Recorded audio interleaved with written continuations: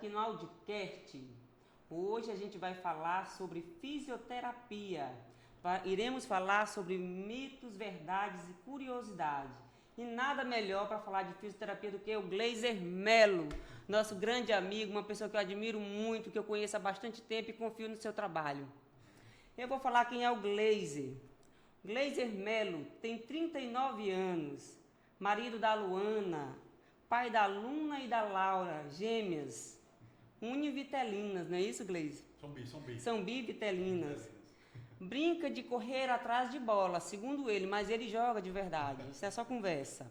Fisioterapeuta, pós-graduado em traumatologia, ortopedia e desportiva, é osteopata, é quiroprata, ele é da área de RPG, pilates, dentre outras formações.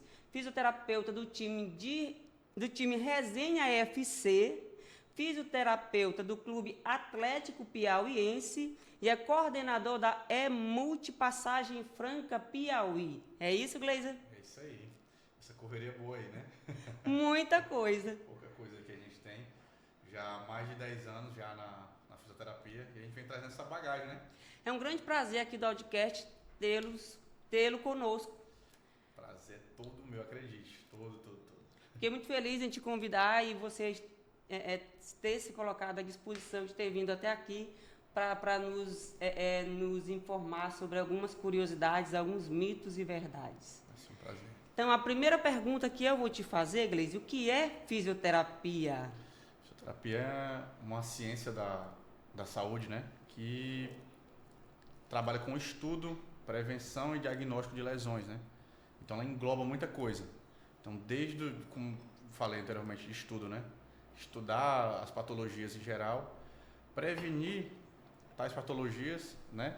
Diagnosticar e tratar todas elas. Então, é uma área que abrange muita coisa, né? A fisioterapia é enorme, é uma ciência realmente. E como você, uma pessoa que é fisioterapeuta do Clube Atlético Piauiense e do Resenha FC, como associa a fisioterapia ao esporte? Pronto, maravilha. Hoje a fisioterapia tem diversas áreas, né? Uma das áreas, meu xodó, minha paixão, é a fisioterapia esportiva. Confesso que puxo muito para esse lado, é um amor que eu tenho desde quando tempo de estagiário, já procurei estagiar em clube de futebol, ter esse contato com o esporte desde cedo, não só futebol, como diversas outras modalidades, mas o esporte é o que me chamou sempre mais atenção. Então, as patologias do esporte, que é quando a gente está nessa parte teórica, né, chamam bastante a atenção da gente, né, pô, eu via o atleta lesionado, depois aparecendo na televisão, eu acho que eu quero fazer essa área.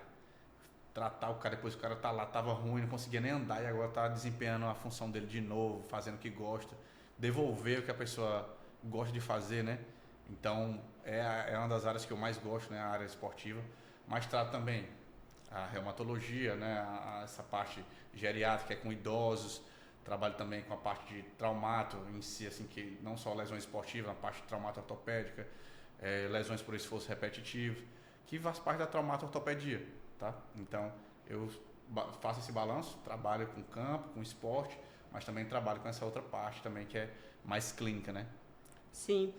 E Gleiser, a gente, antes de chegarmos às perguntas que nós vamos te fazer, tem algumas curiosidades que o Audicast e o nosso público tem com relação à área. Existem meios caseiros de melhorar uma dor articular? Bom demais. Hoje caiu muito por terra as indicações que eram dadas antigamente. Tanto que vinham indicações tanto dos médicos quanto até dos próprios amigos fisioterapeutas, né? Que é o dito repouso. Antigamente você tratava dor com repouso, era remédio e repouso. Mas isso caiu completamente por terra. Por terra. Então hoje a gente faz um atendimento, o pessoal diz assim, o que eu faço, doutor? Posso ficar lá deitado em casa? Não. A última coisa que você vai fazer é ficar deitado. Deitado é a pior indicação que você tem. Então em casa tem diversas opções de tratamento que você pode estar fazendo, que para casar com o tratamento que você faz clínico, porque assim, a fisioterapia não é só em casa, né? As indicações que você leva para casa são primordiais também para o avanço no seu tratamento. Então, você sai com várias dicas. A gente manda utilizar gelo, calor, com garrafa, PET, cabo de vassoura, elástico, tudo que tiver de recurso desse que a gente puder utilizar para fazer Cabo de exercício, vassoura. tudo isso vai dar para utilizar. Gleice, aí tem bolinha, tem mini band, tem, que eu acho que o nome é esse. Se eu tiver errado, me corrija. São as faixas elásticas, né, que a gente utiliza, né? A gente consegue fazer até com um modelo, como a gente estava falando, de soro de baladeira, borracha mesmo, até de cama de ar de bicicleta, a gente corta. Até recentemente eu fiz um vídeo com um paciente meu no interior, eles, doutor, não tenho como fazer um elástico, eles tinham uma cama lá, a gente pegou, cortou a cama de ar e fez rapidinho, dá para fazer, porque é glamuroso, uma faixa elástica que é super cara, nada. Então dá pra gente fazer muita coisa em casa. Dá para utilizar o recurso que a gente tem em casa e fazer algumas... Muito, transformar tudo que você tiver em casa para fazer essa parte funcional, muito bom. Isso é bom. Gleice, com relação aos custos da fisioterapia, a gente sabe que a fisioterapia a gente sabe que é algo que muita gente precisa, mas nem todas as pessoas têm condições para fazer a fisioterapia. Se não for pelo SUS, tem que ser particular. E quando ela é particular, é um tanto complicado para algumas classes. Por quê? Por conta do valor da sessão. Hoje, uma sessão de fisioterapia custa em média quanto? Pronto. Hoje o COFIT, que é o nosso Conselho Federal, ele tabela preços de alguns atendimentos, né? Teve recentemente algumas mudanças com relação a isso, tanto no valor do atendimento domiciliar, independente do que seja. Tipo, vai domicílio, vai cobrar determinado valor. Hoje, segundo o conselho, tá em média de 180, né? 150, 180 reais. Uma sessão. Um atendimento domiciliar. Porque o que acontece?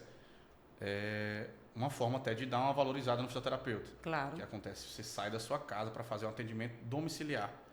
Então, você tem um transporte, o retorno para casa. Então, tudo isso. Você vai fazer esse deslocamento e as técnicas que você vai utilizar também, o tempo que você vai gastar na casa do paciente. Então, o conselho ele visa muito querer ajudar o terapeuta, né? Apesar da própria vez assim, o próprio fisioterapeuta não querer se ajudar, sim, né?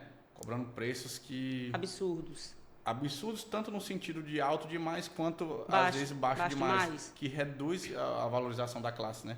Aí às vezes chega num lugar e diz assim, tu cobra esse valor. Eu conheço fulano que faz isso, que é até uma briga que tem sempre, né, de fisioterapeuta em rede social com relação a isso aí. É isso, porque tem alguns que realmente fazem um trabalho que não condiz, faz um trabalho domiciliar e cobra um valor irrisório. Sim. E chega uma pessoa que vai fazer um trabalho igual ao dele em casa e a pessoa vai dizer, não, mas fulano me cobrou isso, por que você está cobrando isso? E para a gente explicar para o paciente, às vezes isso é complicado, como você falou, nem todo mundo tem condições financeiras de estar bancando fisioterapia domiciliar ou até mesmo fazer um pacote numa clínica particular. Então, hoje tem uma briga ainda interna muito com relação a isso, a esses valores. Eu dei esse valor de 180, que é um valor que tenta botar tabelado. Um teto, né? Isso, mas que tem gente que cobra muito menos que isso, muito menos que isso, e que tem gente que cobra muito mais que isso também. Gleice, mas quando o fisioterapeuta cobra muito menos, será que ele dá a mesma qualidade de serviço do que aquele que cobra de fato? Aí é que tal, Denise? A gente hoje gasta muito nosso tempo em sala de aula. Você bem falou, eu tenho 39 anos, mas eu sou um eterno estudante. Hoje, inclusive, fiz uma matrícula nova pós-graduação para estudar mais coisas, porque assim, a gente sempre está se atualizando. E eu preciso jogar essa minha atualização em cima dos meus atendimentos. Então, o Gleice tá lá se doando a vida e tudo para estudar, ter um melhor tratamento, um melhor resultado para você. Será que vai ser o tratamento de uma pessoa fez um trabalho qualquer, que hoje faz muito isso, né? Leva os aparelhos, deixa o aparelho trabalhar e encerrou o atendimento. Nunca vai ser a mesma coisa. Sim. Então, a pessoa que vem, que se dedica à área realmente, ele nunca vai cobrar um valor irrisório no tratamento. Haja vista que ele gastou muito tempo se preparando para fazer aquele atendimento. O Gleice que chegou na sua casa para lhe atender, ele já vem com uma bagagem grande nas costas de informação, foi fazer um curso não sei aonde, outro curso no outro estado, saiu daqui, foi para ali, ficou sem dormir, aquela coisa, gastou, tirou um investimento. Então, até a gente tirar o nosso investimento disso, a gente tem que se valorizar. Sim, sim. E com relação, Gleice, ao plano de saúde, quanto custa uma sessão, aliás, quanto o plano de saúde paga para vocês por sessão? Aldeneide, eu vou responder essa pergunta com um ar de tristeza, né? É importante. Eu não vou chegar a esses valores porque eu acho que não tem como falar isso porque dói e machuca nós, quanto fisioterapeutas, saber quanto desvalorizado é com relação ao plano de saúde. Hoje, você vê clínica lotada, assim, eu vi fulano fazendo uma clínica lotada, talvez a gente esteja fazendo aquilo para tentar sobreviver, né? Eu não critico um amigo que trabalha pelo plano. A gente vê que ele está se esforçando, ele atende inúmeras pessoas ao mesmo tempo, como você falou, claro, vai reduzir a qualidade do atendimento. Reduz. Não tem como dar atenção a 10 pessoas ao mesmo tempo. Entendeu? E assim, o plano de saúde, te paga esse valor muito baixo, que só vai ser compensado se tu fizer isso. Atender várias pessoas. 20 pessoas ali com muitas pessoas, uma qualidade bem reduzida. Bem reduzida, entendeu? E assim, prejudica tanto a profissão, que assim, a gente acaba caindo. A fisioterapia é só aquele choquinho, gelo. Isso. Não é não? É a convencional, é o choquinho e o gelo. Eu, no meu consultório hoje, Aldene, dificilmente uma pessoa chega, rapaz, sabe quantas fisioterapias eu fiz? Eu fiz 50. Eu digo, não, você não fez 50 não. Você fez alguma coisa lá, mas não foi fisioterapia. Mas não foi fisioterapia. O que acontece? É isso. É aquela coisa automática. Então, aí o plano paga esse valor baixo, o fisioterapeuta acaba respondendo dessa maneira, né? Sim, Tendo que fazer isso. Para sobreviver, né? Atende várias pessoas ao mesmo tempo para fazer isso. Mas é um valor que entristece. Eu acredito que se aplica mais a quem estagiário de fisioterapia. O estagiário corre. Ele corre muito para ele poder, né? Estagiário corre, trabalha muito. Acredito eu, mas apesar de que o estagiário nem ganha, né? Não. Quando ele está estagiando, ou ganha, eu não sei. Tem. A gente tem direito a uma bolsa. Tem direito? Tem direito a uma bolsa, sim. É bom bolsa, saber. Uma bolsa é uma ajuda de custo, realmente. Antigamente, o conselho até falava que você poderia pagar o estagiário com atendimentos, né? Tipo, para a família. Tipo, a Aldeneide é minha estagiária, vou atender o marido dela ali, vai ser o valor que ela vai receber por isso. Sim. Tinha isso muito tempo atrás, né? Hoje uma permuta. Isso, hoje já mudou. Hoje tem, o conselho não permite mais isso. Graças a Deus, é uma evolução. Isso é bom, é uma evolução. É uma evolução. Então, assim, vai ter uma bolsa para ele, pro aluno estar frequentando o estágio. E, além disso, ele paga um seguro. Tudo é bem organizado para ser um estágio. Mas já foi sofrido. Tudo é um processo, né, Gleise?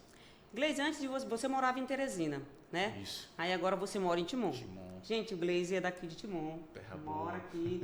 Então, se precisar do serviço do nosso fisioterapeuta, é só contar com ele. Daqui a pouco ele vai estar colocando a rede social para vocês.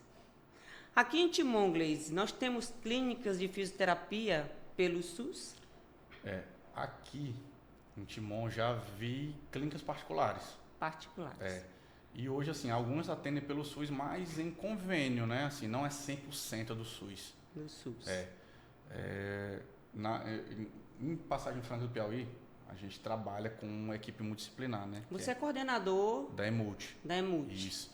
E lá a gente trabalha com diversos profissionais. O que a gente vê? A dificuldade, o acesso que a população tem a essa área na fisioterapia. Justamente pela falta de clínica, não tem, né? Cidade não tem uma clínica, a prefeitura monta a equipe, né? De acordo com o programa de saúde da família e tudo, com toda a estrutura pela rede municipal, e a gente leva o atendimento domiciliar. Mas assim, é um acesso mesmo que o pessoal fica surpreso. Às vezes a gente chega na casa de determinadas localidades, meu Deus, eu nem sabia que existia isso, como é que funciona e tal. Mas aqui, uma cidade grande como Timon, deveria ter muito mais. E a gente, sim, eu moro já aqui, já tenho 2 anos, como você falou. Sim. E nunca recebi uma visita, tá?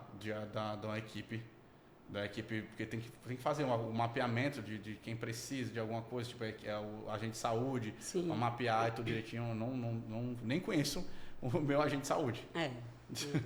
Infelizmente. E na tua opinião, o poder público, ele poderia estender esse serviço para as classes menos favorecidas? Deveria, com certeza. Tu acha que teria condições de fazer isso se tivesse vontade. Vontade, Aldenete, porque assim,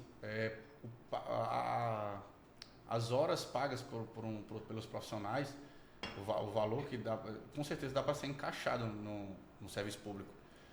E levar isso para casa do paciente, ou de repente abrir clínicas próprias da rede municipal realmente para fazer um atendimento pelo SUS, localizado na cidade, o custo é muito baixo para fazer isso. Então dá para fazer. Falta às vezes uma boa vontade. Iniciativa. Exatamente, isso é que falta para fazer, porque dá para fazer, são recursos que te juro, Denise, de botar 3, 4 aparelhos, usar recursos, não precisa de nada muito glamouroso, como eu te falei, até os atendimentos domiciliares que a gente faz, atendimento com elástico, alguma coisa, levar esse material para uma clínica, dá para você fazer um atendimento manhã e tarde de diversos pacientes e agraciar a população, entendeu? Melhorar a qualidade de vida muito, e melhora bastante. Dos nossos munícipes, exatamente. Né? E amigo, tu tens um espaço que você atende, fala um pouco sobre ele. Pronto, eu atendo no de Resenha, né? Já tem uns 3 anos já que eu atendo lá, eu trabalhava em outra clínica anteriormente, fui para lá trabalhar só. Sim. Foi um desafio muito grande inicialmente. Peguei uma época de transição difícil porque foi a época da pandemia, né? Sim. Foi bem complicado. Tipo 2019, 2020. 2020, bem complicada essa transição. E penei um pedaço, mas fui aprendendo. Eu já tinha aprendido, eu tive grandes mestres na minha vida, grandes pessoas que me ajudaram, me trouxeram até aqui. E hoje eu trabalho no atendimento clínico com a área esportiva, com RPG, reabilitação funcional, prevenção de lesões, exames termográficos, tudo que você pensar hoje eu estou fazendo, graças a Deus, para poder dar o melhor para os meus pacientes, né? Sempre melhorando. Buscando melhorar sempre, cada dia. Ótimo. Como a fisioterapia moderna vai além da reabilitação motora tradicional? Pronto. Antigamente, Aldenete, como que funcionava a fisioterapia? A avaliação, aquelas fichas arcaicas, né? Histórico da doença, histórico da patologia, tal. Hoje não. Hoje você já não só vai fazer teste ortopédico com o paciente, você tem recurso, eu uso um recurso bem moderno hoje, que é a termografia. Como é que funciona? Como é que funciona? O paciente está lá com a dor aí, tira uma foto das costas do paciente. Estou com a dor aqui na região cervical. Eu tiro uma foto da termografia. De repente, tem uma área de emissividade, que é a nomenclatura que se usa para a termografia. Sim. Né? Mostrando algum ponto mais embaixo. Aí eu mostro, ó, você está com a dor aqui, mas tem outro problema aqui. Cara, como é isso? Então, o corpo, uma funcionalidade, tudo integrado, né? Sim. Então, essa integração das estruturas leva a disfunções mecânicas. Aí a gente vai mostrar para o paciente que uma dor ali em cima pode estar sendo causada por uma região ali de baixo e vice-versa, tanto no trato ascendente como descendente. Então, isso é uma maneira de modernizar o atendimento, tá bom? E de dar esse feedback para o paciente, que às vezes fala assim, não estou melhorando. Aí a gente tira uma imagem, agora, tá vendo essa diferença desse atendimento para esse? Tá reduzindo, tá melhorando. E aí, a fisioterapia também deixou muito, Dani, de ser de cama, de maca. Sim. Né? Antigamente você só via só na maca, bota um choque, o infravermelho, o ultrassom e aquela coisa. Não, hoje é funcionalidade, movimento. Então hoje a fisioterapia vai trabalhar com isso aí, vai recuperar o movimento, te retornar às tuas funções motoras, entendeu? Então tem muito recurso, né? Muito recurso. A fisioterapia hoje, deveras recursos. Muito. Tem uma máquina de tração eletrônica. Eu gostaria que você discorresse sobre isso. Já usei.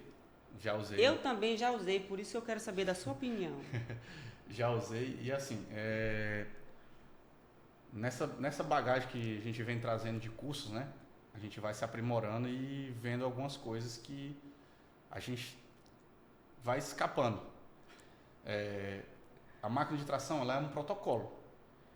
E o que acontece? Quando a gente vai estudando, a gente vai verificando o quê? O princípio da individualidade.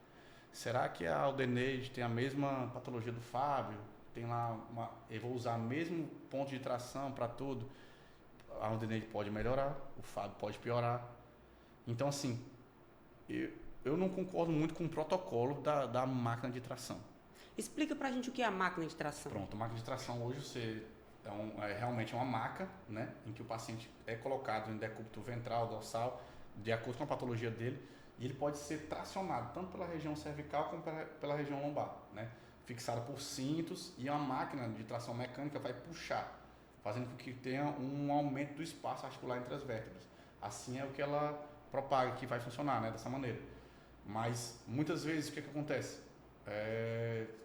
Como eu falei, pela individualidade, o paciente não vai responder a mesma tração mecânica dada por um toque manual do que uma tração mecânica, né? Então, sim, eu prefiro 100 milhões de vezes a tração manual do que a eletrônica. Eu acho que assim, por mais que a tecnologia tenha avançado, a máquina ela nunca vai substituir o manual. Jamais, não tem como. E tem os problemas, dá defeito lá. O defeito que eu dou aqui é um café que eu derramei errado hoje. Qual a diferença entre fisioterapia preventiva, convencional e curativa e funcional? Pronto. Preventiva. Hoje, Aldeneide, eu me orgulho de dizer que trabalho com fisioterapia preventiva, tá? É realmente aquela fisioterapia que visa, como o próprio nome já diz, prevenir lesões. Então, eu faço um diagnóstico funcional muito antes de assim, você está tendo uma predisposição a ter uma patologia naquela região. Vamos fazer um trabalho para equilibrar isso? Então, existe a gente fazer um teste de pisada, uma termografia, como eu falei, corrigir aquilo antes que vire uma patologia, antes que te deixe fora da tua atividade funcional, entendeu? Então, a preventiva no esporte, eu acredito que ela está trabalhando perfeito, entendeu? Vem bem alinhado com o que a fisioterapia está procurando, né? São os testes, são essas avaliações. Então, dentro disso, visa essa prevenção. Pegar antes que aconteça realmente a patologia, antes que ela vá prejudicar o atleta. Sim. Então, bem legal. A fisioterapia dita convencional, né? Tem sim, essas aspasinhas aí para ela, sim, porque ela... tem gente que faz uma fisioterapia analgésica, né? Analgesia e tudo, dito convencional. Seria aquela coisa mais que é tratada como aquela eletroestimulação, que é o choquinho, né? O ultrassom, um infravermelho e um gelo, né? A pessoa usa muito isso aí. E não vai rolar realmente assim o que a pessoa quer, desejar, melhora significativa. Não tem como. Porque vai ser sempre aquela mesma coisa, maçante. Não tem ultrassom em gelo. Né? Vou usar um termo que a gente brinca aí na fisioterapia, chama de tríade maldita. Que é tem ultrassom em gelo. Entendeu? A gente brinca muito com isso. Lógico, a gente respeita os profissionais que utilizam e tudo mais, mas assim, é uma técnica que funciona, mas ela funciona separada, né? Hoje a gente vê pela velocidade do atendimento, a pessoa bota uma bolsa de gelo junto com o aparelho. Que pode dar uma confusão grande. Eletroestimulação, tipo assim, uma faz vasoconstricção, outra fazendo eletroestimulação. Então o corpo nem assimila o que está acontecendo. Aí bota o nosso amigo ali, o infravermelho, para fazer um calor superficial ali, que infelizmente não vai funcionar. O infravermelho, fala sobre ele, funciona mesmo? Qual é o papel do infravermelho na fisioterapia? Cara, o infravermelho, tive muito contato com ele em clínica, né? Mas eu não uso ele, nunca mais usei ele. Brinco, né, com ele, que até quando eu cheguei que vi ele aqui, porque assim, ele produz um calor superficial, Denide. Um calor superficial, com uma simples fricção, eu consigo fazer isso. Um exercício de mobilização articular. Será que o infravermelho chega na articulação do joelho, Denide? É isso que eu quero saber, não chega? Não chega. É um absurdo. Ele nem consegue chegar lá, ele não tem isso daí, não tem essa capacidade. Ele vai fazer um calor superficial. Então, para a gente chegar num calor profundo na articulação, é mobilização articular. A gente faz esse trabalho de calor profundo, ou de repente, algumas outras máquinas, tipo agora tem uma máquina mais moderna, que é com LED. Aí ela vai lá fazer um trabalho profundo. Então o LED ele faz um trabalho mais profundo. O próprio ultrassom faz um calor profundo. Sim. Por que não utiliza ultrassom ao invés de usar o infravermelho? Já um calor superficial para dar Interessante, porque eu já fiz muita fisioterapia, faço fisioterapia e não sabia que o infravermelho era tão superficial. Muito superficial, muito superficial. E às vezes até usado de maneira errônea, né? Bota ali 3 minutos num lugar, 3 minutos. Ele já é tão superficial. Imagina ele ficar só 3 minutos numa distância ali. Aí tem a distância, fica mais longe, fica mais perto, Não né? é isso. A gente tem as regras de colocar em determinadas estruturas e aí não respeita. Tipo, vai, faz ali, fora do nível. Aí tu tá lá num choque, Sim. né? Tem as placas, eletrodos. Tá cobrindo lá teu corpo. Será que o infravermelho vai passar essa placa para atravessar e chegar aqui? O infra não passa. Não chega, como é que passa aquela borracha ali? Porque às vezes você tá aqui com um choquinho de fato e a pessoa já coloca o infra junto, que é pra... E um bocado de esparadrapo e tudo. Como é que esse infra vai penetrar nesse bocado de informação? Aí o processo que era para ser mais rápido de recuperação, ele se torna mais longo, Não porque é o isso? paciente passa aí uma vida caminhando para clínicas Não é isso aí, de fisioterapia. Aí reclama, aí chega na clínica da gente e diz assim, eu fiz, não sei o que, tudo. Eu digo, não fez. É muito complicado, cara, é muito complicado. É isso. Em que áreas a fisioterapia tem atuado com maior destaque nos últimos anos? UTI, oncologia, saúde da mulher? Eu acredito que até eu tenho muitos amigos que trabalham nessa área de intensiva, né? Que é na UTI. O grande destaque da fisioterapia nessa parte foi, inclusive, a pandemia mostrou muito o valor da fisioterapia, né? A importância dela nesse tratamento, nesse trabalho. Os fisioterapeutas trabalharam como nunca, né? Se dedicaram bastante, realmente foram valorizados, né? Nessa parte. Eu acredito que, para mim, cresceu bastante o estudo da fisioterapia nessa área, a participação do fisioterapeuta. Então, trabalhando bastante com essa área e evoluindo muito. Então, eu acredito que essa seja a área que tem crescido muito, a área de intensiva, tanto adulto como pediátrica, entendeu? Sim. E tem outras áreas da fisioterapia, como tem crescido muito também, que hoje todo mundo é atleta, né? Sim, todo mundo é atleta. Hoje todo mundo, você vai abrir um Instagram, todo mundo tem um corredor ali, tira uma foto correndo, fazendo um peso, alguma coisa. Então a área esportiva também tem crescido bastante. Antes, quando eu decidi fazer área esportiva, aí todo mundo falou assim, tu é maluco. O que tu vai fazer fisioterapia esportiva no Piauí? Tem o que aqui de esporte? Aí na época só tinha a Sara Menezes, que era atleta, né? Só tem atleta, só tem a Sara, tu vai atender ela, né? Tinha a Sara Menezes, não tinha hoje a quantidade de campo que tem de futebol. Aqui, você passa ali a gente correndo. Vai ali na avenida ali que o pessoal tá ali dando a vida, correndo, mesmo, fazendo musculação, crossfit, diversas modalidades, beach tênis. Então são modalidades que todas elas, são as patologias que vêm dessas áreas, são da área esportiva. Então tem que ser tratado como atleta. Sim. Até eu brinco, às vezes eu uso um recurso, assim, tá usando o mesmo recurso do Neymar lá e tal, não sei o quê. O paciente já fica, realmente estou sentindo aqui a diferença, aquela coisa. Mas tem crescido bastante a área esportiva também. E muitas outras áreas que eu tenho atendido, saúde da mulher, muito crescido bastante também. Mas de destaque mesmo assim, eu acredito que seja essas duas áreas, assim, a de UTI e da área esportiva. Sim, sim. É como o fisioterapeuta avalia e personaliza um plano de tratamento para cada paciente. Pronto, é o princípio da individualidade, Aldenide. Isso que é o diferencial, né? Eu não citei aqui que não vou fazer a Aldenide tem uma dor lombar. Será que a dor lombar da Aldenide é igual da Dona Francisca lá? Porque a Dona Francisca é só uma costureira. A Aldenide, ela treina, faz isso. Será que eu vou tratar da mesma forma?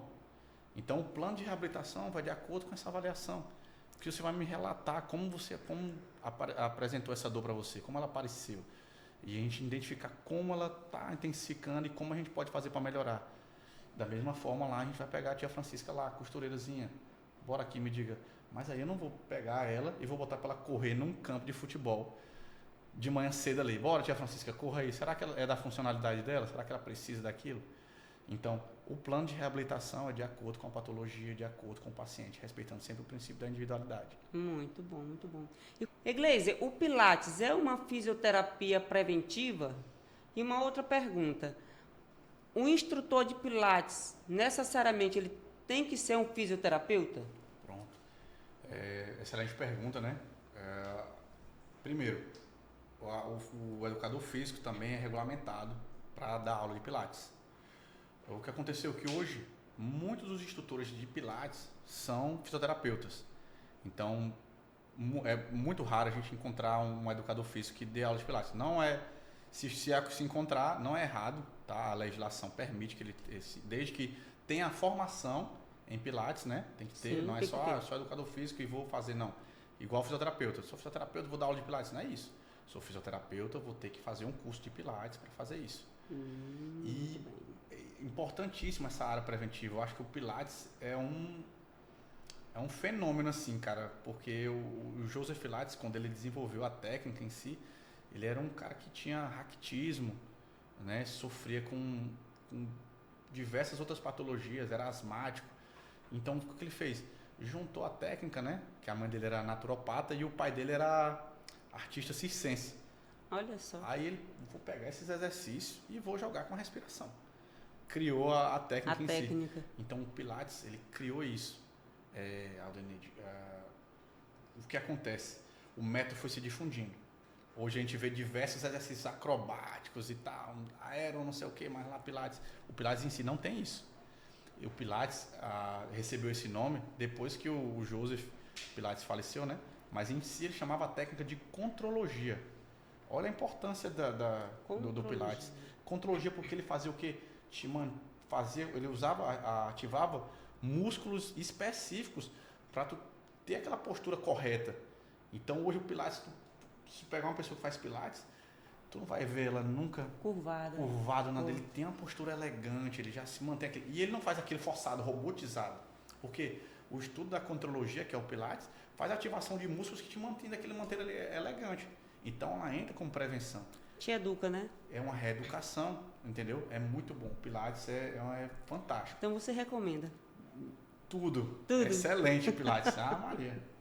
Vamos falar de osteopatia.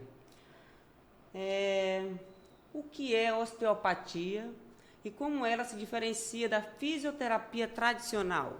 Pronto. A osteopatia, ela é uma ciência assim integrativa, né, Aldenide? Ela não visa só tratar uma parte do corpo que está lesionada. Ela trata o corpo como unidade. Então ela é estrutural, né? A osteopatia tem diversas camadas. Ela vai visceral, craniana, estrutural. Então ela visa fazer um estudo, saber o que está levando à disfunção e tratar todas as disfunções até chegar lá. Então ele faz um trajeto, né? Então ela não é somente trata a dor ali, ela trata o corpo como um todo. Então ele mexe em algumas estruturas. Vou dar um exemplo. A gente faz uma liberação diafragmática em quase todos os pacientes, porque assim tem informação de que o nervo que inerva o diafragma vai promover relaxamento em algumas estruturas. Então a gente libera diafragma para ter liberação da coluna. A gente pega, de repente, em diversos outros pontos, até no atendimento, quando eu vou iniciar um tratamento de osteopatia, eu digo, eu vou pegar numa região aqui agora, mas é porque ela parte daqui, vai se inserir ali e a gente tem que começar por aqui. O paciente fica assim, meu Deus, mexer na frente para melhorar atrás. Porque você pega aqui na região da virilha e você pede a permissão e a pessoa não entende por que você está pegando ali. Isso, mexe aqui nessa região, vai ter um resultado lá atrás, e a pessoa fica, meu Deus, como é isso? Então assim, o Steele, que é o pai da osteopatia, ele visou tratar isso, né? Ele diz assim, tratar a patologia. Não, a dor eu tô vendo que tá ali, tá doendo, mas o que tá levando a essa dor? Vamos tratar isso. Tá partindo de onde, né? Exatamente, vamos tratar isso. Então a osteopatia, ela é uma filosofia assim, é bem ampla, é imensa. Eu acho que e é um curso longo, não é? A osteopatia são 4 anos de formação em osteopatia. Você ainda faz o DO de osteopatia, que é o último ano. É muito longo. Depois da fisioterapia, você ainda vai se formar em osteopatia. Osteopatia. Para você fazer a primeira parte, eu acho que são 3 anos para fazer o CO, que é o Certification Osteopatia, né? Que tem a parte depois do DO, que é o 4º ano. Sim. Aí depois você faz isso e ainda vai mais além. O DO você vai fazer só craniana, não sei o que, só infantil. Você vai... Não para nunca. Não para nunca. Não para Tem nunca. estudos novos todos os dias. Todos os dias, todos os dias. Quais os princípios fundamentais da osteopatia e em que tipo de dor ela é mais eficaz? Pronto. Ela tem todo mundo procura osteopatia para tratar a coluna. Sim. Até um chamego com a coluna e tudo, mas eu acho que junto com a quiropraxia, que a quiropraxia também trabalha nessa parte dessa parte da coluna, trabalha a coluna com ramificação para tudo, né? Isso é uma referência a nível de C5, nervo deltoide, e aí vou tratar aqui cervical, pá, aí mexe lá no pescoço para fazer esse trabalho aí. Ela é muito grande, cara, assim, é muito, muito complexa a osteopatia. Para discorrer dela, assim, eu acho que a gente teria que aprofundar bastante. Ela é tão completa que você não tem como pegar um... É muito completa, muito completa. E reduzir a um ponto. Não tem como, Denise. Não tem como a gente reduzir a osteopatia só, não dizer, é só isso, é uma técnica manipulativa. E se você tiver uma dor no pé, dá para você corrigir com osteopatia. Porque ela não visa só, logicamente, uma área estrutural, vai mexer com tecidos moles. Aquela parte de liberação, tem liberação que é com osteopatia. Respira, a gente sente o tecido, sente que ele está mobilizando o tecido com a liberação da face, do tecido, né, que envolve a estrutura. Então muito completa. É muito completa, abrange muita coisa, perfeito. Tem comprovação científica e há evidência sobre a sua eficácia, né? Pronto. Tem brigas. Tem brigas? Tem, porque o que acontece? Qualquer área da osteopatia, da fisioterapia, Aldenir, hoje tem muita questão da prática baseada em evidência. E a osteopatia tem que comprovem cientificamente, mas ela precisa de muito mais estudos. Sim. Apesar de não ser uma técnica tão nova, ela precisa de mais estudos que tenham comprovação científica. Porque de repente eu te falar, Daniel, é só um negócio aqui, fazer uma virada. Sim, por que aconteceu e tudo? Qual é a comprovação de que isso vai funcionar? Tem alguns estudos que tem comprovação de manipulação torácica, lombar, né, que é o lombar how, que é a técnica, recentemente eu estava vendo um artigo que fala da comprovação dela, né, da técnica de correção específica da região lombar. Sim. Que tinha uma melhora significativa, e da região torácica, que tinha uma relação direta com a coluna lombar. Então tem estudos que têm a comprovação científica, mas precisa de muito mais para ter ser absoluta, né? Isso seria muito bom porque assim tem muitas dúvidas. Como por exemplo uma pessoa que tem uma dor, acontece aí uma hérnia de disco, que eu vou falar aqui do que eu conheço, né? Uhum. Não é minha área, então assim no dito popular uma hérnia de disco, tá aqui, apareceu na minha lombar, apareceu na minha cervical, aí você vai ao médico, ao ortopedista, muitos deles às vezes não recomenda, já diz logo, é bom a gente fazer uma cirurgia. Isso. E a osteopatia chega aí para poder... Isso, exatamente. Por isso a importância... derrubar. Isso é bom. Hoje, você falou, um médico não... Hoje está bastante aceito isso. Já recebo indicações do médico, faz com osteopatia, pode fazer osteopatia e tudo. Já é bem legal isso, já estão abrindo o olho para isso. Inclusive eu tenho vários pacientes médicos e eles se encantam com o que a fisioterapia, a osteopatia é capaz de fazer. E eles indicam para os pacientes dele, né? Procura isso aqui, que isso é um método interessante de fazer o tratamento. Isso é muito bom, é muito bom, porque antigamente realmente precisava muito fazer a incisão. Assim, é importante, Adenide, de repente você falou de uma patologia que hoje está muito comum, que é a hérnia de disco. Mas a hérnia de disco hoje ela não é um diagnóstico para te dar incapacidade ali. Meu Deus, a gente vai avaliar, lembra, eu falei do princípio da individualidade, avalia. Se está com a hérnia, dependendo do grau que você tiver, está extrusa, sequestrada, como é que está o nível dela. É porque tem vários tipos, né? Isso. É só uma protusão discal. Hoje, Aldenise, se a gente fizer um exame na população, mais de 90% da população vai apresentar uma disfunção na coluna. Não tem como. E a pessoa está assintomática, sem sentir dor. De repente... Quer um exemplo clássico? Eu tenho dentro de casa, minha esposa.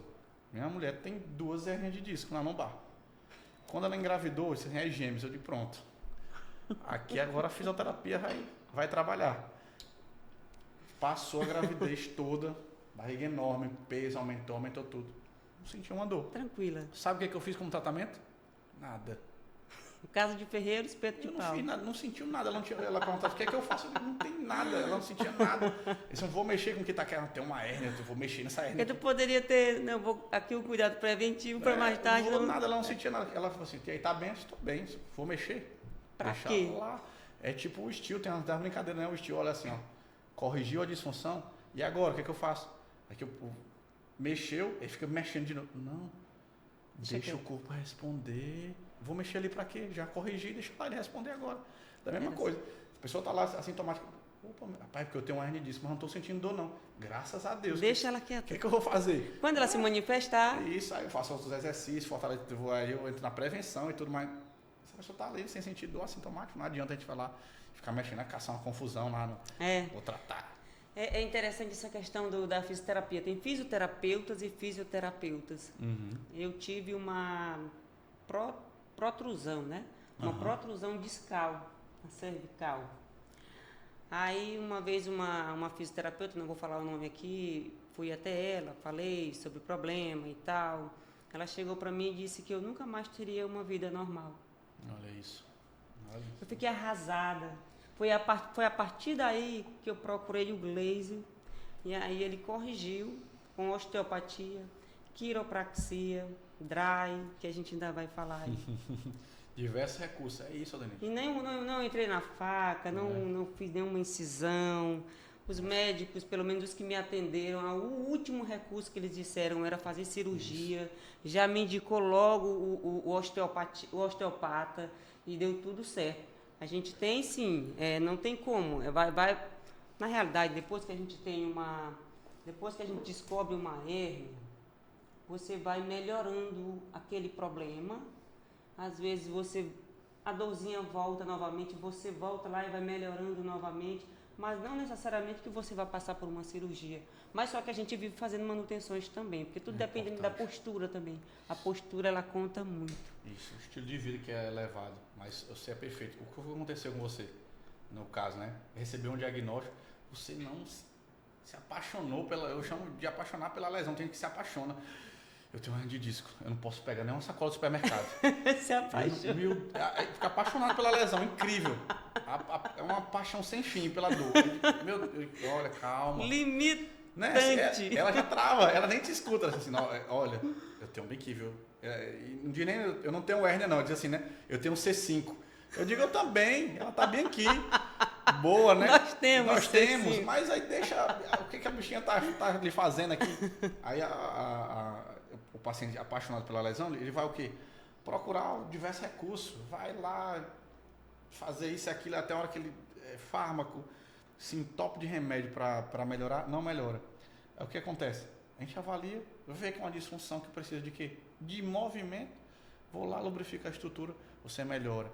Aí assim, meu Deus. Tudo com técnica manual. Tudo manual, graças a Deus. Então isso aqui é o caminho, entendeu? Não tem como fugir disso aí. Não dá para tratar uma hérnia, uma protusão, só fazendo um infravermelho e achando que vai dar tudo certo. Tem que ter movimento, tem que ter indicações de casa, tem que ter um acompanhamento médico, nutricional, atividade física, um educador físico bem acompanhado, tá? Qual a diferença da hérnia para protrusão? É um início, né? São estágios, né? A protusão discal é só uma saída ainda, não extrusou ainda, não teve a hérnia de disco, não tocou a raiz nervosa, não saiu, né? Sim. Se a gente vê até um desenhozinho que parece um babaluzinho, né? O babalu tem aquela babazinha de dentro. Da mesma forma a hérnia é daquele jeito. Quando ela corta que sai, ela pega na ramificação do nervo. Que ela toca o nervo. E ali a dor vem, né? E quando ela é sequestrada? Aí já é cirúrgico. Aí nesse caso, aí nem a osteopatia resolve, aí tem que ser cirúrgico. Aí a osteopatia vem para reduzir a dor, te dar uma qualidade de vida ali, provavelmente até tu fazer um procedimento cirúrgico, porque realmente tem um quadro e um nível que já está bem desgastado, que não vai fazer efeito. Entendi. Quais os cuidados e contraindicações mais importantes na prática osteopática? Pronto. Tração. O que a gente vai fazer? Manual, né? Isso, que a gente vai fazer na osteopatia. Eu tenho uma fratura. Geralmente tem até casos aí, deve ser recorrência na internet. Recorrência não, assim, tem casos que aparecem na internet vez por outra. Dizem, o paciente teve um problema aqui, passou mal no atendimento de osteopatia, alguma coisa aconteceu. Recentemente eu recebi de uma mulher que tinha falecido na região cervical, né? Depois de uma técnica de Depois osteopatia. de uma técnica? Foi. Aí o cara mandou e tudo, e eu recebi de várias pessoas, paciente. Cara, mandei e fui ver. O que acontece? Leneide, o corpo ele é perfeito. O Criador fez tudo certinho, botou tudo no lugar. Aquelas estruturas ali, se ela sair uma do lugar, tem outra que está compensando. Se eu chegar em ti e eu sou o bichãozão, Aldeneide, uma dor no pescoço, vem cá, pá! Sendo que a Aldeneide, num dia anterior, supostamente estava em casa aqui, caiu da escada, bateu o pescoço, machucou. O que foi que aconteceu? A Aldeneide foi lá e fraturou a cervical. Aí Sim. O Glaze vai lá e vai mexer na fratura da Aldeneide, sendo que ali passa vasos, veias importantes. Se eu mexer ali aquela fratura, vai dar uma listese, um deslizamento numa estrutura, rompe um vaso, com certeza vai ter uma morte ali, Aldeneide. A pessoa vai ter uma hemorragia interna. Eu não vou conseguir sanar isso. Total. O que acontece? Hoje a gente vê que a técnica está sendo bem difundida por diversas escolas. Tem diversas escolas no Brasil hoje que são de seriedade, né? Que são aprovadas pelo MEC, tudo para te dar esse suporte. Quando você sai do curso de osteopatia, você vê essas contraindicações e indicações relativas do corpo e as contraindicações absolutas. Sim. Né? Quando você vê uma pessoa que é formada, ela vai te evitar qualquer mal. Vai te dizer assim, ó, tu não pode fazer isso, por isso e aquilo. Essa Sim. técnica aqui não é para ti. O que acontece? Chega um paciente para ti, tu vai fazer uma técnica direta, que é o trush, né? Que o pessoal gosta do estado, né? Será que todo mundo precisa daquilo? Pois é. Não é assim, não é bem assim. Tá? A pessoa vai lá e faz uma técnica qualquer.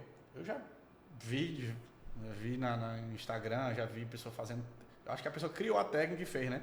Bota a mão no lugar que não é para colocar e acha que é aqui e tal. Aí, porque vê a pessoa fazendo e faz, e aí dá errado. Dá errado. Muito errado. Entendeu? E aí quando a gente. É tipo um mecânico ruim, mexeu no carro lá e passa pro outro que é bom daqui, que ele conserta aquilo ali. Ele vai assim, rapaz, tem umas peças aqui que não é. Então, meu amigo, a abordagem osteopática ela é enxergada como um corpo, como um sistema interconectado. Né? Tudo conectado. O corpo é uma unidade. Tudo ligado. O corpo é uma unidade e os sistemas todos conectados. Estrutura governa a função. É uma das principais bases da osteopatia, né? Além da lei da artéria. Fala isso, que né? A estrutura governa a função. Então, a estrutura falha, vai ter uma função pife ali. Não vai servir para nada. Então, a osteopatia visa corrigir a estrutura para melhorar a função e te retornar para a tua atividade. Muito bem. Quiropraxia. O que é a quiropraxia e qual sua base de atuação dentro da saúde musculoesquelética? Pronto. Acho bom falar pronto. Toda vez que eu pergunto, eu falo pronto, né? Pronto. Não tem problema. No Audicast pode. Pronto, Aldenei. Vamos lá. A quiropraxia, ela parece bastante, né, com a osteopatia, mas são diferentes, né? São diferentes, tá? A osteopatia, eu acredito que trabalha muito mais a parte musculoesquelética do que a quiropraxia. Eu tenho as duas formações e até questão de nomenclaturas. Hoje a osteopatia responde por princípios, né?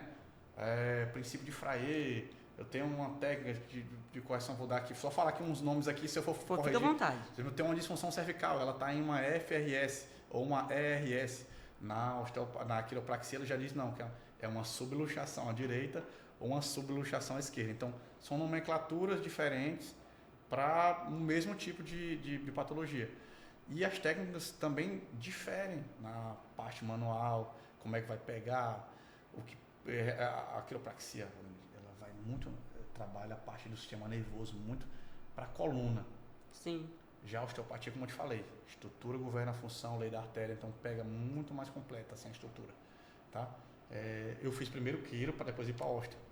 E eu meio que abandonei a quiro, fui só pro caminho da osteopatia. Ficou mais apaixonado? Muito mais, porque ela, como a gente estava falando de baseado em evidência e tudo assim, quando tu começa a estudar a osteopatia, tu se apaixona por que ela é capaz de fazer. Então, assim, aprofundei muito mais mais de 3 anos de osteopatia e para quiropraxia eu fiz um curso menor, né? Menos tempo. Meu curso foi um ano mais ou menos de quiropraxia. Esse trust que você fala é mais voltado à quiropraxia, né? Não, a osteopatia também faz. Faz também? Também. A osteopatia faz bastante o trust, né? Mas a quiro, acredito que ela passa o sistema nervoso central com a coluna como a base de tudo. E a osteopatia, o corpo como unidade. Entendo. Então tem essa diferença entre elas. Mas se a gente for fazer algumas técnicas e botar assim, Existe diferença entre as manipulações realizadas por quiropraxistas e por fisioterapeutas formados em terapia manual? A quiropraxia, hoje no Brasil, ela não é uma profissão, Denise. Não? Não. Ela é uma especialidade da fisioterapia. Então, assim, não existe hoje uma pessoa que é só quiropraxista. Não é regulamentada a profissão no Brasil. Ela é uma especialidade da fisioterapia. Então, assim, um fisioterapeuta especializado em quiropraxia. Aí sim. Aí ele usa a quiropraxia. Fisioterapeuta quiropraxista. Se eu não sou fisioterapeuta, mas eu posso fazer um curso de quiropraxia? Não. Tá. Não pode. Porque não é regulamentado como profissão no Brasil. Existe diversas... A gente sempre está em votação, o Conselho pede que a gente vote, para não liberar ser uma profissão, né? A gente prefere que ela seja, até por questão de tudo, assim, a fisioterapia vem 5 anos de estudo junto e bota mais 2 de especialização de quiropraxia. Beleza, dá para você formar um bom profissional. Formar um tecnólogo seria, no caso, em quiropraxia, para fazer uma nova curso função. Técnico, isso, né? Entendeu? Então, eu sou totalmente contra a formação quiropraxia ser profissão no Brasil. Eu acho que seja uma especialidade. Interessante. Você é totalmente contra. Porque eu acredito que, assim, que o embasamento científico que o fisioterapeuta tem, como eu te falei, nessa bagagem de 5 anos como fisioterapeuta, te dá um suporte maior para tu fazer essa pós-graduação e ser um fisioterapeuta especialista naquela área. Entendeu? Entendi. Pra gente que trabalha com Então, para você chegar lá, você precisa ter toda uma bagagem. Uma bagagem, entendi. Aldenir, quando a gente chega num curso desse, ninguém vai revisar nada contigo. Ele já acredita que tu passou 5 anos entendendo o que é anatomia, o que é neuroanatomia, e aí ele te joga conteúdo. Entendi. Aí tu imagina a pessoa chegar lá e fazer uma formação dessa. Eu acredito que seria dessa forma, né? Ia ser um tecnólogo, né? Não seria um curso superior. E prefiro que ela seja conectada com a fisioterapia, junta sempre com a fisioterapia. Sim. A quiropraxia pode ser perigosa? Em quais casos ela é desaconselhada? Pronto. Como eu te falei anteriormente, se você não avaliar, ela vai ser um risco. Ela é uma arma na sua mão. Você pode... Eu tenho um pouco de medo. Porque você pode ter um efeito, se você achar que vou tratar uma coisa sem eu avaliar ela vai ter, não vem benefício, é só um malefício realmente. Você vai causar uma dor, uma disfunção, você vai sair pior. Às vezes a gente faz uma técnica, o paciente relata que sente uma dor pior, quando a gente corrige a infusão, porque a gente mexeu com o que estava quieto. E aí depois ela vem a melhora, que é o que a gente diz, mexeu, agora deixa o corpo reagir. Aí por isso que não pode ser todo dia aquela coisa. Faz ali, pula, depois a gente se encontra. O corpo vai reagir nesse intervalo. Eu acho que hoje o principal risco da osteopatia é a falta de avaliação. Sim. Na minha opinião, a falta de avaliação, porque a técnica em si é muito segura. Técnica é segura. É muito segura. Mas se você não fizer uma avaliação do que você quer tratar com o seu paciente, você não vai dar o benefício para ele. Pode ser arriscado. Pode ser arriscado para o paciente, mas a técnica em si é muito segura, desde que você faça uma avaliação. Há regulamentação da quiropraxia no Brasil? Não, como profissão não. Ela é como especialidade da fisioterapia. Integração do... Isso. Entendi. Como a integração entre fisioterapia, osteopatia e quiropraxia pode beneficiar o paciente de forma completa? Aí a gente bom demais. O corpo, como unidade, como a gente falou, vai receber diversas técnicas. De repente eu vejo que na tua coluna torácica eu vou numa técnica osteopática. Vou meter uma dog torácica. Aí vou fazer aqui uma avaliação, vou fazer uma técnica de quiro aqui. Vou para uma visão da quiro misturo com a osteo e vou para a fisioterapia o quê? Mexer com a parte musculoesquelética, liberações, alongamentos, técnicas de mobilização articular, que é a própria terapia manual que a gente aprende na formação, tá? Mobilização articular da estrutura, mobilização neural. Então, tudo isso, para dar um resultado satisfatório, tem que se juntar. Então, assim, a quiropraxia não é uma técnica soberana, só ela vai cuidar, não. Ela aliada aos outros recursos, agulhamento a seco, liberação miofascial, eletroestimulação, que é muito bom, vai vir só para dar o upgrade. De fato, de fato, de fato, de fato. Cara, é muita coisa na fisioterapia.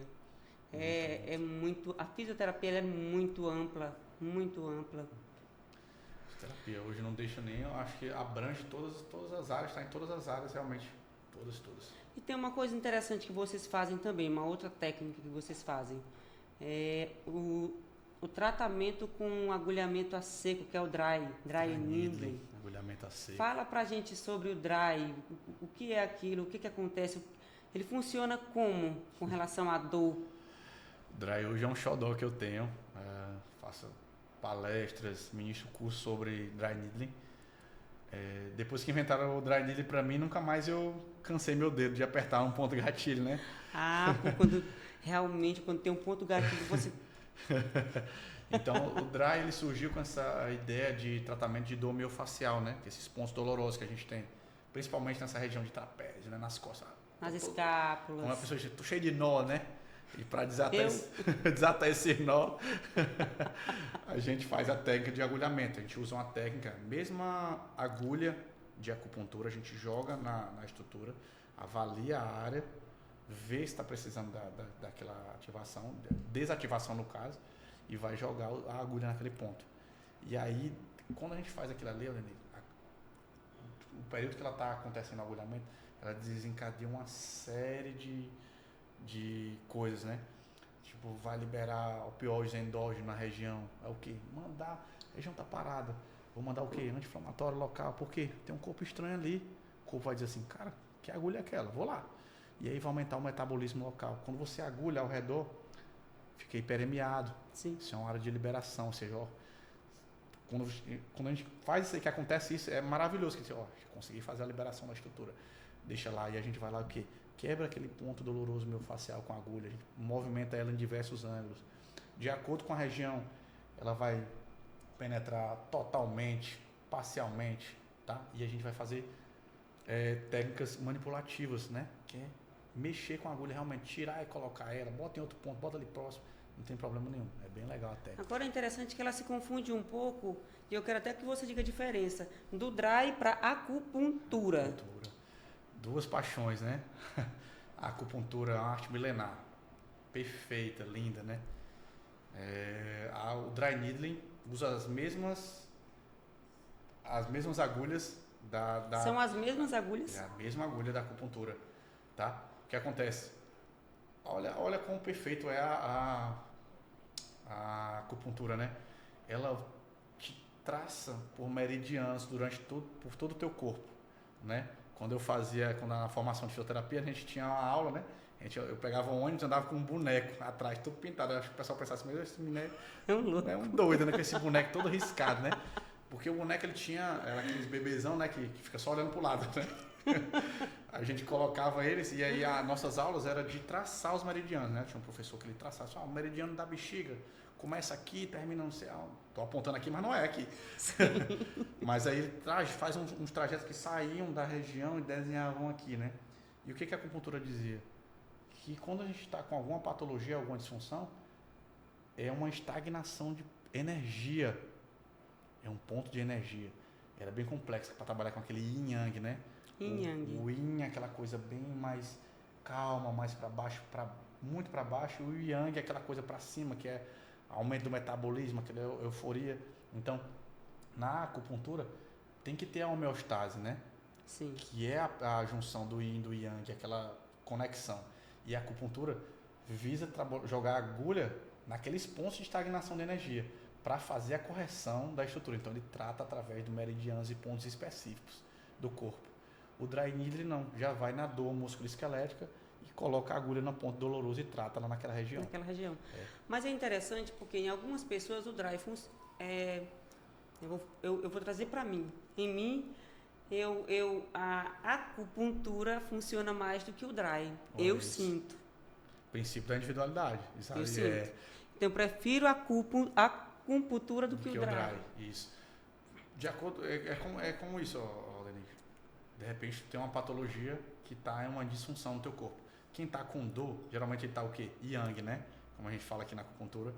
Tá lá em cima. Então, quando ele te ceda naquele ponto, que começa a ter a homeostase, teu corpo faz o quê? Relaxa. Então, ele vai promover e sentir. Provavelmente seja esse alívio que tu sente, dizer, eu acho que me dou bem. E eu também, concordo com você. Eu gosto mais da acupuntura. Quais são as indicações clínicas mais comuns do agulhamento seco?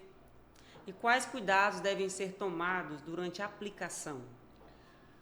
Cuidados importantes. O local de aplicação do dry needle tem que ter o local de descarte das agulhas. As agulhas que vão ser utilizadas tem que sempre são descartáveis, tá? São descartáveis. Não são reutilizadas. Não. Antigamente tinha isso, né, Denise? Pegava o paciente, tinha um vidrinho do paciente, né? Botava as agulhas dele que ele usou no dia. Isso. Há muito tempo. E aí a pessoa botava o nome, tudo o que acontece.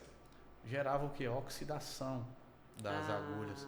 E quando você coloca na estrutura lá, a chance de ter uma infecção, alguma coisa. Um agente externo. Né? Era grande, entendeu? Então, assim, é um cuidado que a gente tem de usar as agulhas descartáveis e ter o local de descarte, né? É importante o local que você vai fazer o seu trabalho tenha a caixa de descarte. Você tenha como fazer a higienização do local, luvas para fazer a aplicação e colocar as agulhas em pontos específicos, né? E tem sim contraindicações, tá? Tem contraindicações? Tipo, regiões de órgão reprodutor, que a gente não vai colocar uma agulha lá para fazer liberação com dry needle, não vai colocar, lógico, região de intercostais. Tem como fazer? Tem como fazer. Intercostais, realmente as costelas, né? Porque tem uma região muito próxima com o quê? Pulmão. Eu vou lá e furo uma agulha de uma zebra. Que da mesma forma a acupuntura também fala dessa forma. Exatamente. E o que acontece? A gente tem a aplicação, o dry, ela tem uma aplicação, ela pode ser rastejante, ela pode ser a 90 graus, ela pode ser inclinadinha. Então, de acordo com a região, a gente vai tomar cuidado. Então, eu vou enfiar no teu olho também, né? Tá com a dor no olho aqui. Então, outra indicação. Então, sim. Tem algumas coisas aí que não pode rolar. Existem evidências científicas que sustentam o uso do agulhamento seco como prática eficaz dentro da fisioterapia? Tem sim. Vários estudos que comprovam, tá? O agulhamento a seco.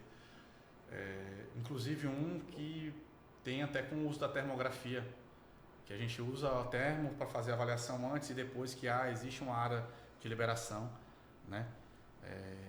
Mas assim como todas as técnicas, Aldenite, tem umas que o pessoal fala que tem a evidência científica e tem outras que vêm para querer derrubar. Assim como tem com o dry, tem com a bandagem elástica funcional. Sim. Né? Meu Deus, é só um pano ali que envolve tudo. Como eu falei, só vê um vídeo, acha que sabe fazer, cola um adesivo na pessoa e acha que vai funcionar. Aí no TikTok tem um monte de gente ensinando como fazer. Tem demais. E aí o que acontece, Aldenite? Cola lá, faz um placebo da vida e realmente não vai funcionar. Aí eu acredito que não funciona. Glaze, hoje eu utilizo muito em atleta para fazer a prática esportiva, bandagem, e ele se sente seguro em utilizar, né? Sim. Então, assim, tem estudos de marca, né? Assim, tá faltando muito mais estudos, com certeza, para evidenciar ainda mais o uso da bandagem e do dry. Sim. Tem estudo que comprova, mas acho que precisa de muito mais estudo. Muito mais, né? Já falando de infiltrações, porque o dry e a acupuntura é infiltração, né? Sim. Então, assim, com relação a infiltrações, a gente vai falar agora sobre a fisioterapia neural, ok?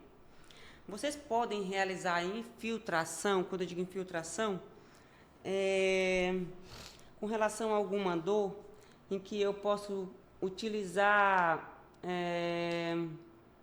lidocaína para melhorar a minha dor, ou utilizar ácido hialurônico para melhorar a articulação, tipo dor no joelho, alguma coisa. Aí você usa a infiltração com agulha mesmo e você coloca o produto. Isso lá no paciente, certo? Uhum. qual o limite legal e ético dessa prática no Brasil? Isso, E vocês também são aptos a fazer isso também? Isso, sim, desde que com formação para isso. O conselho permite que você faça isso, mas ele te dá horas de sala de aula e horas de prática. Quando eu fui fazer meu curso de terapia neural, eu não fiz em Teresina, não fiz porque não tinha. Eu fui fazer fora. Lá também eu cheguei cheio dessas dúvidas, né? Disse, meu Deus, eu acho que isso não dá não para fisioterapia fazer isso, como é isso que funciona? Tudo. E aí sim, a gente mostra algumas regulamentações. São os acórdãos que tem com a fisioterapia, Conselho Federal de Fisioterapia e o de Medicina. Sim. Os dois. Então assim, para ter essa parte invasiva, tem que É bem invasivo. muito invasiva. Então assim, não é qualquer profissional que está habilitado a fazer. Me formei em fisioterapia, vou fazer uma terapia neural. Negativo. Você tem que fazer um curso para isso. Muito sério, inclusive, o curso, diga-se de passagem. Por isso que até eu falei da questão por que eu não concordo que a quiropraxia seja uma profissão diferente da fisioterapia. Porque assim, olha a bagagem que eu venho como fisioterapeuta de 5 anos. Quando eu chego num curso desse, eu já tenho que estar com aquilo tudo, Adenide. Na massa. Sim. Então eu já estou com aquilo tudo, com aquela bagagem tudo. Quando a gente vai ter o curso, a gente tem que saber cada ponto anatômico, cada estrutura que está sendo agraciada pela técnica. É uma técnica que, além de ser invasiva, vai utilizar o quê? Um fármaco. Olha a seriedade da técnica. Por isso, assim, tem que fazer com alguém que tenha o curso mesmo, realmente. Vou só fazer uma indução aqui de alguma coisa e achar que... Não é isso, não vai funcionar. E vai ser prejudicial. A técnica não funciona e vai ser prejudicial também para o paciente. Porque eu já fiz várias, inclusive você também aplicou em mim, lidocaína para dores cervicais. Uhum. E a melhora é incrível. O que acontece? Olha a região que eu fiz em ti. Na região cervical. Base de occipita aqui embaixo, onde tem cefaleia tensional. Colocar a agulha ali. Se a pessoa não tiver a formação específica para fazer isso, eu vou causar um dano. Tem Entendeu? pontos que realmente que eu digo, sinto aqui, aí não pode. Você diz não pode. Exatamente. Eu faço também a viscosuplementação, que é a introdução de ácido hialurônico. Mas eu só faço na articulação do joelho. Sim. Eu fiz a formação, aprendi ombro, tornozelo, quadril, mas eu, Glazer, depois da formação, utilizo no joelho. Eu gosto de utilizar mais. É um procedimento caro, Glazer? O material é mais caro do que a aplicação em si, né? O material é caro, mas assim, o resultado satisfatório e duradouro. E duradouro, tá? Dependendo da prescrição que ele tem para articulação, que ele vai ser lesionado, que está lesada, o efeito dele é de 8 meses, 1 ano. Bastante tempo. Muito tempo, sim, sem fazer utilização de nada. Apesar do valor ser, né? Em quais situações clínicas a infiltração é indicada e qual o papel do fisioterapeuta no acompanhamento pós-procedimento? Uma área que um invasivo vai causar dor. Então, assim, o fisioterapeuta vem no pós para tratar essas dores. É o quê? É aconselhamento, uso de crioterapia, né? Indicações com movimentação. Mas, assim, no pós, Aldenide, de infiltração, ele não é nem um pós assim, tão tardio. Vou passar tantos dias depois da infiltração, não. Há quem faça uma infiltração de manhã e à tarde está fazendo atividade física normal. Quando eu fiz as minhas infiltrações, no mesmo dia eu já treinava. Não tem problema nenhum, entendeu? Não vejo problema nenhum. Eu acho, ingestão de álcool, bebida alcoólica, tudo aí já é outra coisa. Não, já não faço isso aí. Isso aí não.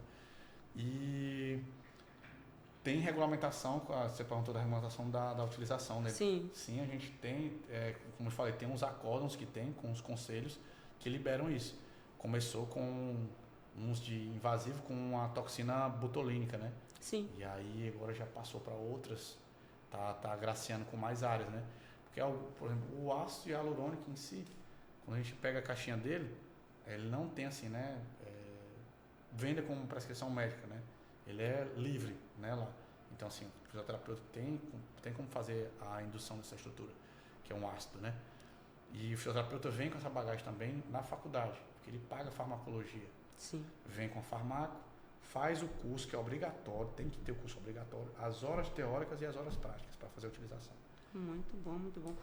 Quais os riscos e cuidados associados às infiltrações e como o fisioterapeuta pode orientar o paciente com segurança? Riscos.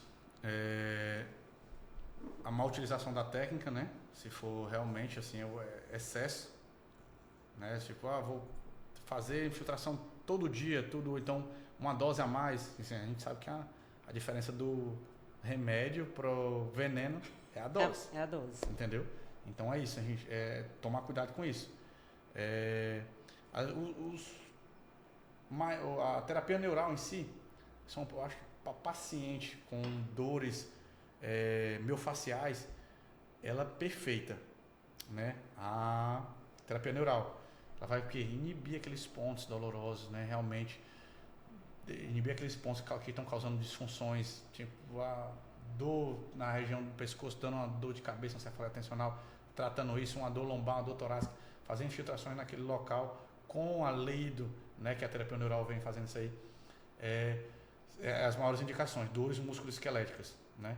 Para infiltração, eu acredito que do joelho, pelo menos eu gosto muito disso, que é um desgaste.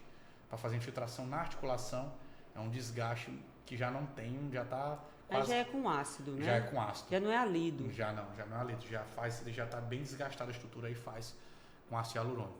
Mas a indicação principal da terapia neural é isso.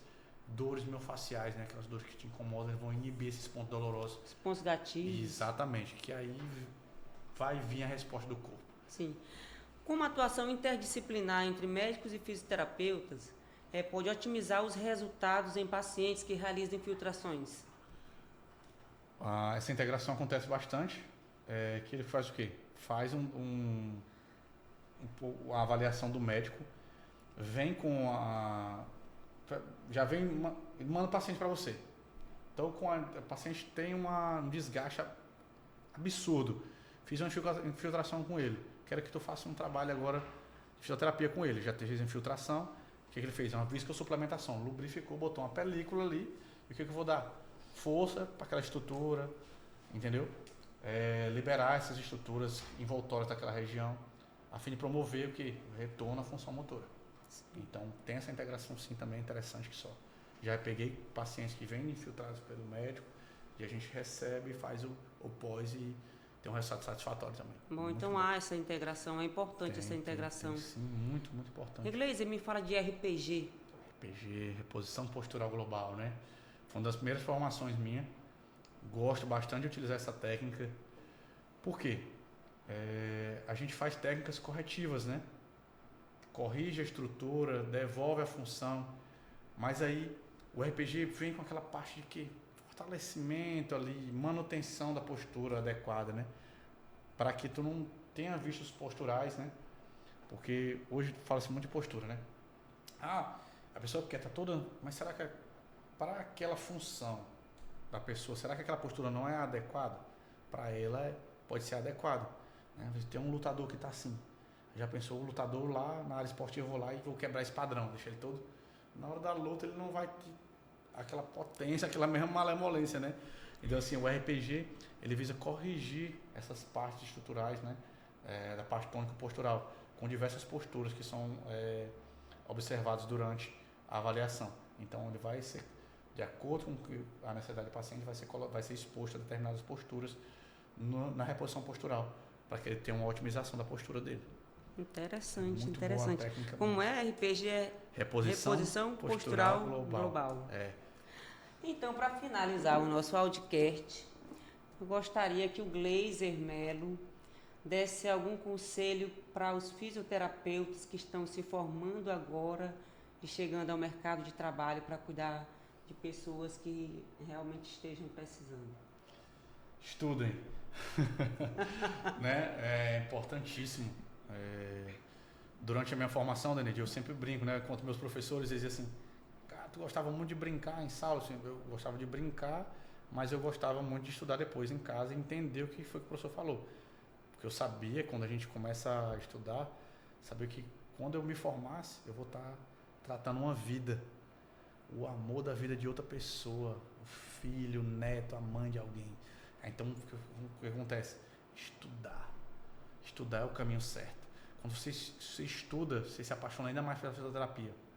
Olha, a gente passou aqui uma tarde falando da fisioterapia, o tanto de coisa. E teu olho brilha a cada pergunta que é feita. Ele é apaixonado pela profissão. Eu sou apaixonado pela fisioterapia, apaixonado de coração. Estudar para dar o melhor de sempre, para quando você chegar de cara com um problema de um paciente, você saber resolver aquilo. Eu acho que não tem nada mais gratificante que tu encontrar uma pessoa e dizer assim, cara, foi ele que me tratou. Tipo, porra, eu fico mole. Porque é muito bom, eu trabalho com jogadores aí. O jogador tá ruim, tudo sem poder jogar. Quando a gente vai pro jogo, que ele vai lá, faz um gol, esse, ó, foi pra ti, tu me ajudou. Então, isso é gratificante. É gratificante demais. Então, assim, conselho que eu dou pra quem tá iniciando na FIS é isso, estudar bastante e ser apaixonado pelo que faz, que é o que é mais importante. Bom, muito bom.